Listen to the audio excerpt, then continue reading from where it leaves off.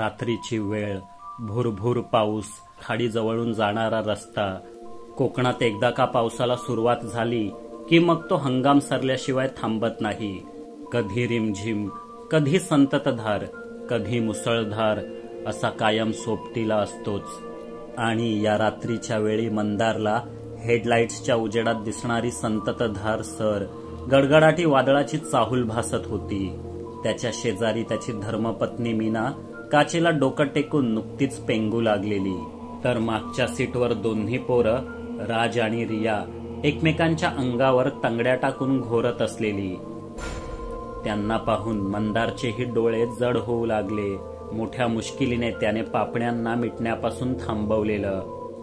पहाटेचे 4 वाजत आलेले आणि तो रात्री 8 वाजल्यापासून गाडी चालवत होता. सासू सासऱ्यांच्या लग्नाला 40 वर्ष पूर्ण झाल्याची पार्टी होती, तीही मुंबईला. खरं तर मंदारला जाण्याची अजिबात इच्छा नव्हती, कारण आरामासाठी मिळणारा वीकेंड प्रवासात फुकट जातो. पण मीना आणि मुलांच्या हट्टापुढे त्याला झुकावंच लागलं. शुक्रवारी संध्याकाळी ते चिपळूणवरून निघाले. शनिवारी पहाटे मुंबईत पोचले. तो दिवस तयारीत आणि संध्याकाळ पार्टीत गेली. रविवारी सकाळी उशिरापर्यंत झोप, मग जेवण आणि संध्याकाळी शॉपिंग करून ते परतीच्या मार्गाला लागले. पण या धकाधकीत मंदार मात्र पुरता आंबून गेला. कधी एकदा घरी पोचतो आणि बेडवर अंग टाकतो असं झालेलं. फार वेळ नाही, फक्त 25 मिनिटं, अजून 25 मिनिटं, मग आलंच घर. तो खाली उतरणाऱ्या पापण्यांना समजावत होता. पावसाची रिपरिप थोडी थांबली. मुख्य रस्त्यावरून जाण्यापेक्षा खाडीजवळच्या रस्त्याने गेलो तर 5-10 मिनिटं वाचतील या हेतूने पथदिवे नसतानाही त्याने गाडी इथे वळवली होती. अंधारात अजगरागत आळोखे पिळोखे घेत चाललेला रस्ता. डाव्या बाजूला किंचित चढण आणि उजव्या बाजूला खाडी किनाऱ्याची उतरण. दुतर्फा खारफुटीची घनदाट झाडी. पूर्वी या भागात रेतीचा उपसा व्हायचा. त्यावेळी ट्रक गाड्यांना ये-जा करणं सोपं व्हावं म्हणून हा रस्ता बांधलेला. पुढे पर्यावरणवाद्यांनी रेती उपसा थांबवला, पण रस्ता मात्र तसाच राहिला. हाच रस्ता पुढे जाऊन मुख्य रस्त्याला छेदायचा आणि एक मोठा वळसा कमी होऊन वेळ वाचायचा. फक्त इथल्या स्थानिकांनाच हा रस्ता ठाऊक होता. देखभाली अभावी आता रस्त्याला अधेमध्ये खड्डे पडलेले. काही तर चांगले 8-10 फूट लांब रुंद होते. त्यांना चुकवत मंदार शिताफीने गाडी चालवत होता. साहजिकच उशीर झाला असला तरी त्याने वेग कमी केला होता. आणि एका वळणावर अचानक राखाडी रंगाची 2.5-3 फुटी उंच विचित्र भिंत समोर दिसली.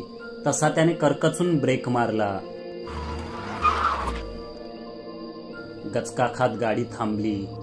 मीनाने पटकन डोळे उघडले. मागे पोरं झोपेतच एकमेकांवर आदळली. काय झालं हो? मीनाने डोळे मिचमिचे करत विचारलं. काही बोलू नकोस, मंदारने ओठांवर बोट ठेवत म्हटलं. मग तेच बोट काचेपलीकडे रोखलं. 2.5-3 फुटांची ती राखाडी भिंत अचानक चालू लागलेली. तिच्यावर विशिष्ट खुणा आणि रेघोट्या होत्या. ती एक प्रचंड, अतिप्रचंड मगर होती, जणू सरपटणारा डायनोसॉरच. तिचा जबडा इतका अवाढव्य होता की पूर्ण वाढ झालेल्या माणसाला तिने एका घासातच गिळलं असतं. हे पाहून मीनाची झोप उडाली आणि भयातिरेकाने ती किंचाळणार एवढ्यात मंदारने गपकन तिच्या तोंडावर आपला हात ठेवला. चढावरून उताराकडे, म्हणजेच खाडीच्या दिशेने जाणारी ती मगर हळूहळू सरकत मागच्या पायांपर्यंत पुढे गेलेली. आता तिचं ते होडी एवढं शेपूट पुढे गेलं म्हणजे रस्ता मोकळा. मंदार आणि मीना दोघं श्वास रोखून पाहत होते. तेव्हाच मागे झोपलेल्या रियाने हंबरडा फोडला. एसी चालू नव्हता आणि गाडी थांबल्याने तिला उकडत होतं. या आवाजाने मगरीचं लक्ष वेधलं. सरळ खाडीत सरपटण्याऐवजी तिने गाडीकडे मोर्चा वळवला. मंदारची भंबेरी उडाली. त्याने हॉर्न वाजवून मगरीला घाबरवण्याचा प्रयत्न केला. मीनाने सीटवरूनच मागे जात रडणाऱ्या रियाला गप्प बसण्यासाठी विनवलं, पण तिने आणखीनच भोकाड पसरलं. मगर उजव्या बाजूने गाडीवर चालून येत असल्यामुळे समोरचा रस्ता अर्धा मोकळा झाला. संधी साधून मंदारने गाडी स्टार्ट केली आणि एक्सेलेटर दाबला. तरी जाता जाता मगरीच्या जाडजूड शेपटाचा मार गाडीच्या पार्श्वभागावर बसलाच. डिक्कीला पोक आलं. काही अंतरापर्यंत त्या अजस्त्र श्वापदाने गाडीचा पाठलाग केला. मग रागाने गुरगुरत उजवीकडच्या खारफुटीत उतरली आणि अंधारात दिसेनाशी झाली. एवढी मोठी मगर मंदार आणि मीनाने हॉलिवूडच्या सिनेमात देखील कधी बघितली नव्हती. जीवानिशी वाचलो म्हणून मंदारने सुटकेचा निश्वास सोडला, तर मीनाने देवाला हात जोडले. काही वेळातच गाडी बंगल्यापर्यंत पोचली. स्थळ JW Marriott hotel, Juhu, Mumbai. वेळ मध्यरात्रीची. आमच्या 100व्या यशस्वी केसपूर्तीची पार्टी दणक्यात साजरी झाली. धाडसपूरमधील 8 वर्ष जुनं पोलीस हत्यांचं कोडं उलगडून आम्ही 9 घोस्टच्या शिरपेचात आणखी एक मानाचा तुरा रोवला होता. बहुतेक पाहुणे निघून गेलेले. आमच्या कुटुंबियांसाठी आम्ही हॉटेलातच रूम बुक केले होते. त्यांना झोपायला स्वीट्समध्ये पाठवून आम्ही 9 मित्र हॉलमध्येच दंगामस्ती करत बसलेलो. मस्त झाली पार्टी. जेवण एक नंबर होतं. सचिन कसा मगरी सारखा तुटून पडला होता बघितलंत? लिंबाजी हसत म्हणाला. मग एका पार्टीचे 3.5 लाख मोजल्यात. वसूल करून घ्यायला नको? सचिनने बाजू मांडली. बरोबर.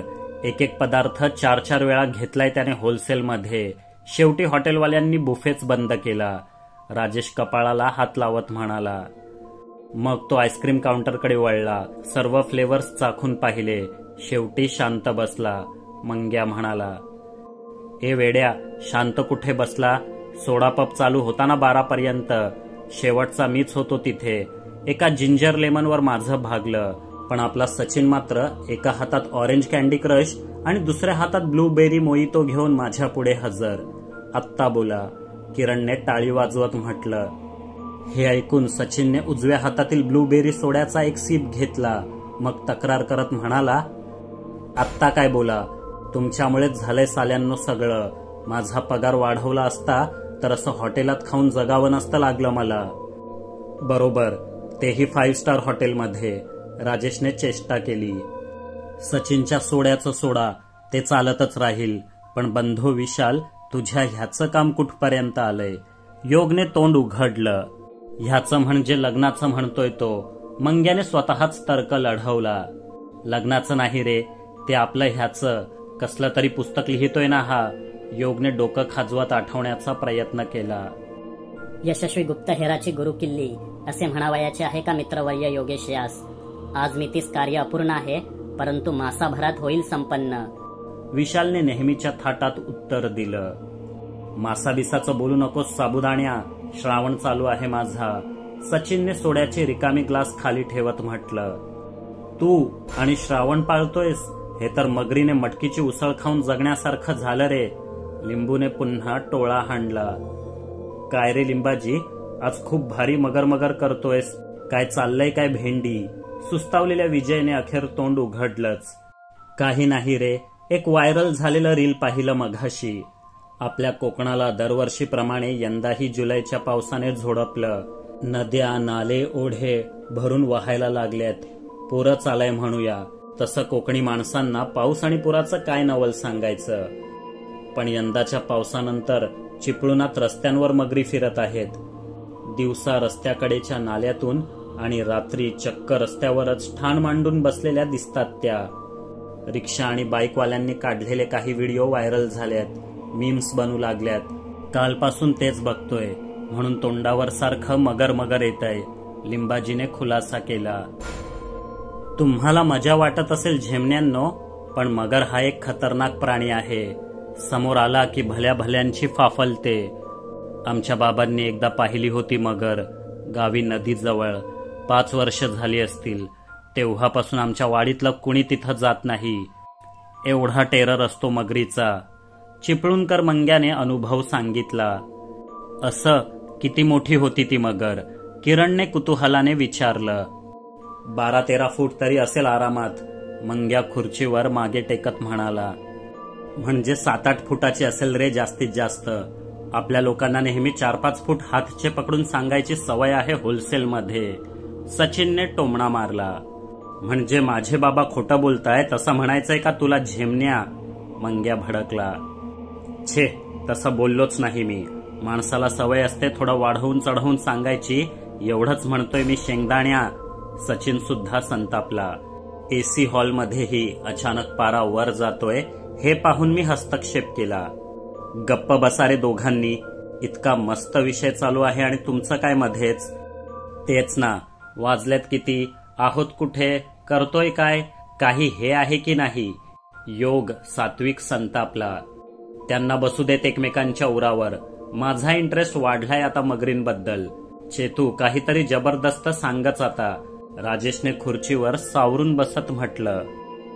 वाह वाह, सरीसृप कुळातील या श्वापदांविषयी चित्तथरारक काही श्रवण करण्यासाठी अस्मादिक अत्यंत उत्सुक आहेत बंधू चेतन. यापुढील वक्तृत्वात कोणी व्यत्यय आणल्यास त्याचा कडेलोट करण्यात येईल असे अस्मादिक फरमावतात. विशाल अतिउत्साहात म्हणाला.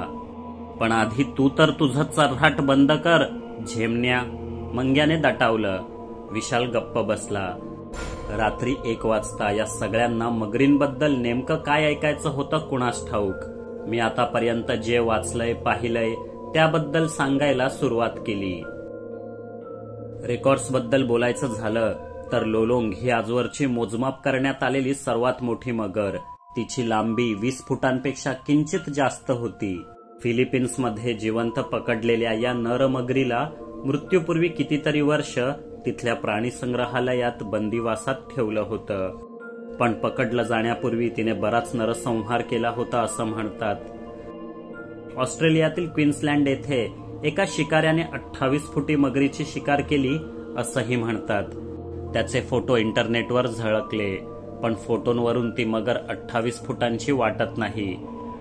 आफ्रिकेतील बुरुंडी देशात पकडली गेलेली नाईल नदीतील गुस्ताव नावाची मगर देखील लोलोंग सारखीच 20 फुटांच्या आसपास होती. जगातील अनेक भागात, विशेषतः जिथे खाड्या किंवा खारफुटीने व्यापलेले समुद्र किनारे आहेत, तिथे 20 फुटी किंवा त्यापेक्षा अधिक लांबीच्या मगरी पाहिल्याचे लोक छाती ठोकपणे सांगतात. पण तसे पुरावे मात्र त्यांच्याकडे कधीच नसतात.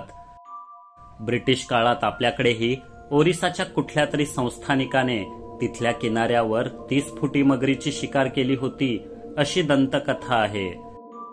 आताच्या घडीला सुद्धा अंदमानातील पोर्ट ब्लेअर भागात एक महाकाय मगर अधूनमधून मच्छीमारांच्या नजरेस पडते. ती 25 फुटांची असावी असे तिथल्या स्थानिकांना वाटते. तिचे नामकरण पोर्ट ब्लेअर मॉन्स्टर असे करण्यात आले आहे.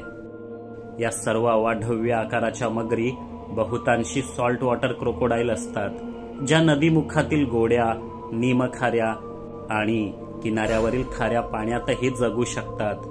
फक्त गोड्या पाण्यातच वाढणाऱ्या मगरी क्वचितच इतक्या मोठ्या होतात. मी ऐकलंय की मगरींचा आकार मरेपर्यंत वाढत असतो, म्हणूनच त्या इतक्या मोठ्या होतात. हा नियम आपल्या सचिनला लावला असता तर आतापर्यंत बिग शो बनला असता तो. मंग्याची गाडी पुन्हा सचिनवर येऊन अडकली.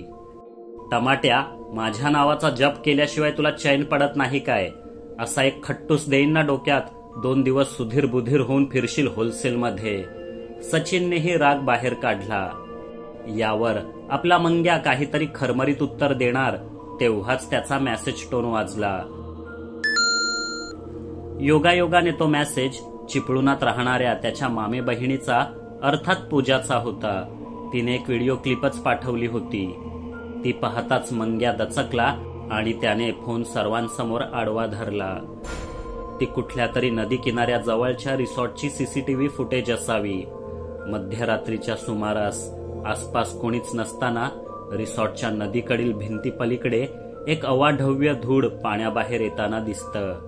चिपळुणात मगर दिसणं काही आश्चर्याची बाब नाही, पण ही मगर नेहमीपेक्षा आकाराने तिप्पट तरी मोठी वाटते. काही सेकंद ती किनाऱ्यावर थांबते, मग झुडपात नाहीशी होते. रिसॉर्टच्या दिव्यांचा प्रकाश फार दूर जात नसल्याने फुटेज तितकीशी स्पष्ट नव्हती. व्हिडिओ क्लिपसोबत पूजाने संदेशही लिहून पाठवला होता. मागील महिनाभरात किनाऱ्याजवळून 4-5 जण अचानक बेपत्ता झाल्यात. त्यांचा या मगरीशी काही संबंध तर नसेल. 9 घोस्ट्सला रस वाटत असेल तर त्यांनी नक्की यावं. अरे, तुझ्या मामे बहिणीने वन खात्याला पाठवायचा मेसेज चुकून आपल्याला पाठवलाय. मगर माणसं खात असेल तर आपण काय करणार जाऊन? किरणने विचारलं. वन खात्याला ती 9 घोस्ट कशी म्हणेल? आपल्यासाठीच आहे तो मेसेज. 9 घोस्टच्या कुंडलीत मकर योगच असणार, नाहीतर इतका योगायोग जुळून यायचा नाही, लिंबाजी उत्साहात म्हणाला. जल आणि जलचरांशी संबंधित विषय असेल तर मला धीर ठेवत नाही. चला मग जाऊन येऊ. कोण कोण येणार? मी आतुरतेने विचारलं. प्रश्नासरशी लिंबू आणि मंग्याने हात वर केले. मग हळूच विशालही तयार झाला. अगदी शेवटी का कोण जाणे, पण सचिननेही हात वर केला. 5 जण झाले. बाकीच्यांची इथे गरज होती. लिंबू आणि मी एका केसवर काम करत होतो. जवळपास संपतच आली होती, पण जाण्याआधी थोडं महत्वाचं काम बाकी होतं. ते पूर्ण करून 2 दिवसांनी निघावं असं ठरलं. परंतु 2 दिवसांनी मुंबईत आणि कोकणातही इतका मुसळधार पाऊस पडू लागला की आमचं जाणं आणखी 3-4 दिवस रखडलं. रात्रीचे 10 वाजलेले. मधुकरची बाईक वेगाने घराकडे पळत होती. पाऊस जरा थांबलेला. तेव्हा त्याला भिजण्याआधी घरी पोचायचं होतं. आज त्याच्या केक शॉपवर जास्त गिऱ्हाईक असल्याने दुकान बंद करून निघायला नेहमीपेक्षा अधिकच उशीर झाला होता. नदी पुलावर आज वर्दळ नव्हती. दिवसा काही जण गळाने मासे धरत असायचे. रात्री एखाद दुसरा कुणीतरी बियर पीत उभा असायचा.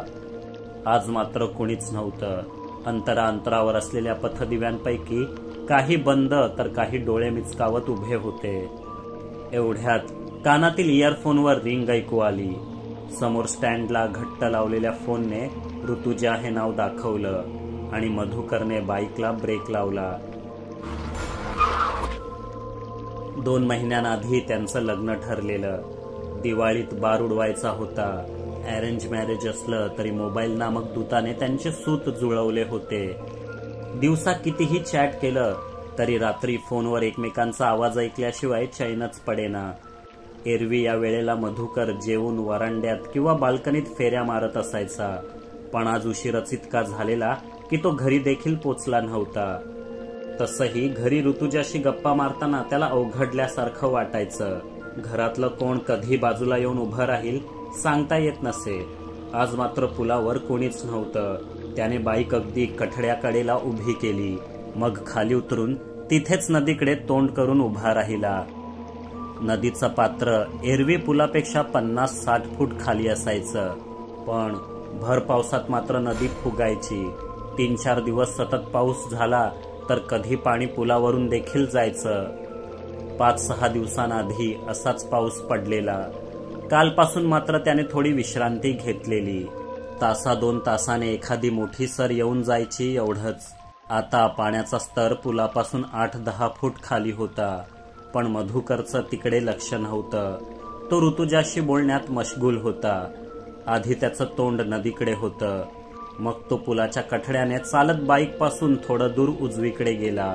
मग पुन्हा चालत डावीकडे आला. मध्येच 4 फुटी कठड्यावर हाताची कोपरं ठेवून उभा राहिला. त्याचाही कंटाळा आल्यावर त्याने कठड्याला पाठ टेकली आणि नदीच्या विरुद्ध दिशेकडे तोंड करून बोलू लागला. त्याच्या या हरकतींवर नदीच्या गढुळलेल्या पाण्यातून 2 डोळे सतत नजर ठेवून होते. कठड्याला टेकलेल्या पाठमोऱ्या मधुकरचा कमरेवरचा भाग त्या श्वापदाच्या नजरेत भरला होता. आपली अफाट भूक भागवण्यासाठी तिला अशाच पोटभर चाऱ्याची गरज होती. मधुकर एका जागी स्थिर उभा राहताच तिने नजर त्याच्यावर रोखली आणि मोटारबोटीच्या प्रोपेलर सारख्या आपल्या जाडजूड शेपटाने पोहण्याची गती वाढवत 80 अंशाच्या कोनात थेट पाण्याबाहेरच झेप घेतली.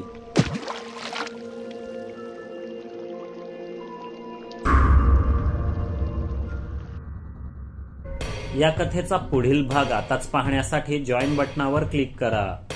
सुपर थँक्स बटनाचा वापर करून तुम्ही आमच्यावरील प्रेम व्यक्त करू शकता. कथा आवडली असेल तर लाईक, शेअर आणि सबस्क्राईब करायला विसरू नका. लवकरच पुन्हा भेटू. तोपर्यंत पाहत रहा आपली दुनियादारी आणि स्वतःची काळजी घ्या. जय हिंद, जय महाराष्ट्र.